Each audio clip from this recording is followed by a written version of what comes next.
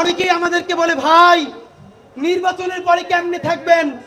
আপনাদেরকে একটা কথা বলি, যাদেরকে আপনারা বড় মাস্তান মনে করেন, এই মাস্তানেরা যদি মাস্তানি হইতো, এই মাস্তানেরা মাস্তানি কইরা হাসিনারে পতন করতে পারতো।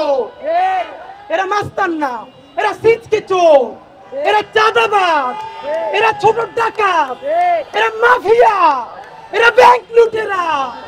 বড় অর্থে সার্বভৌমত্ব টিকিয়ে রাখার মাস্তানি করার কোন সাহস এবং শক্তি তাদের নাই।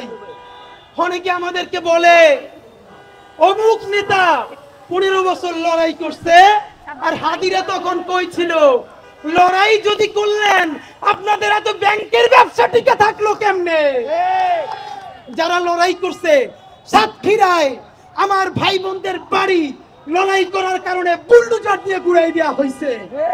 এই ঢাকায় যারা স্বাধীনতার পক্ষে দাঁড়াইছে, হেফাজতের রাত্রে মানুষের পক্ষে দাঁড়াইছে, তাদের ব্যবসা বাণিজ্য লুট করা হয়েছে।